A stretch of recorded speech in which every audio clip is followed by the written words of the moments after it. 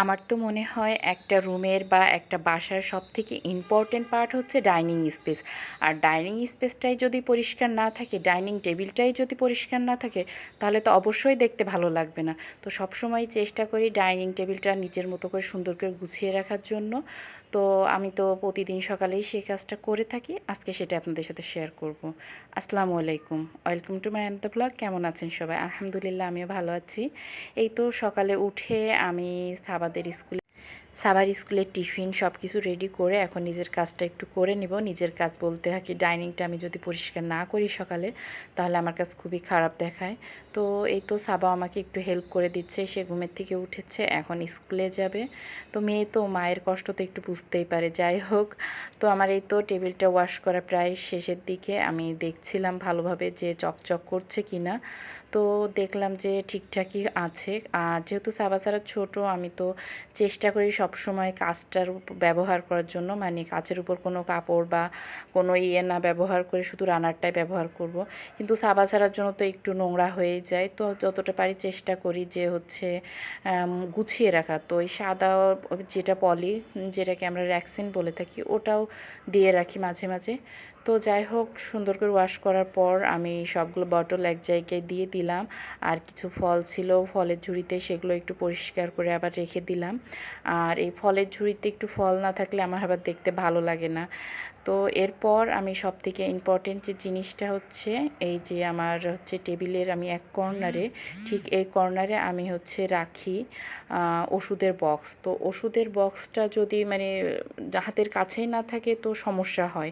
আমার মনে হয় রুমের কোনো জায়গা থেকে নেওয়ার থেকে ডাইনিং স্পেসের একটা কর্নার একটু রেখে দিলেই ভালো হয়।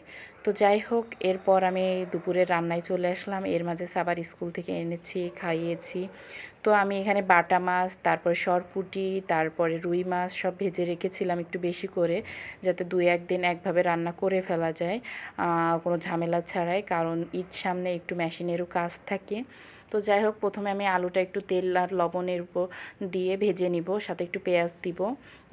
যেহেতু বেগুন রান্না আপনারা সবাই কম বেশি পারেন, কিন্তু আমি এই টাইপের করে রান্না করি, স্বাদটাও অনেক সুন্দর হয়। তো ওই আলুগুলা উঠায় আমি বেগুনগুলাও দিয়ে নিব। হালকা 2-1 নাড়া দেওয়ার পরে আমি আলু বেগুন দুইটাই মিক্সড করে এবার সব রকমের মশলা, বাটা মশলা যা আছে, তারপর গুঁড়া মশলা সব একসাথে মিক্সড করে আমি রান্নাটা শেষ করে ফেলবো।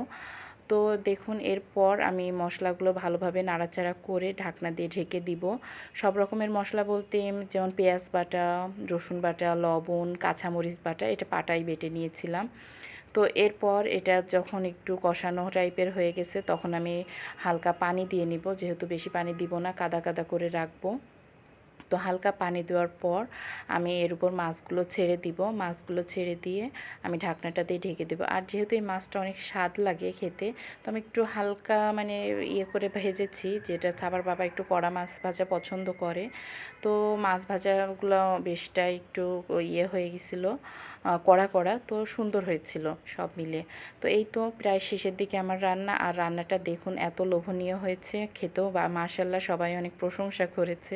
তো আমরা দুপুরের খাবার শেষ করে একটু কোল্ড কফি খাওয়ার জন্য প্রস্তুতি নিচ্ছিলাম। তো এরপর আমি হচ্ছে দেখুন মশলাও দিয়ে দিয়েছি উপরে। তো কোল্ড কফিটা এর ভিতর বানিয়ে নিয়েছি, সার্ভও করে দিয়েছি, সেটা আর আপনাদের সাথে শেয়ার করলাম না। তো আজকে ভিডিওটি কেমন লাগলো অবশ্যই জানাবেন, আর অবশ্যই একটা লাইক দিবেন, কমেন্ট করতেও ভুলবেন না। তো আসসালামু আলাইকুম।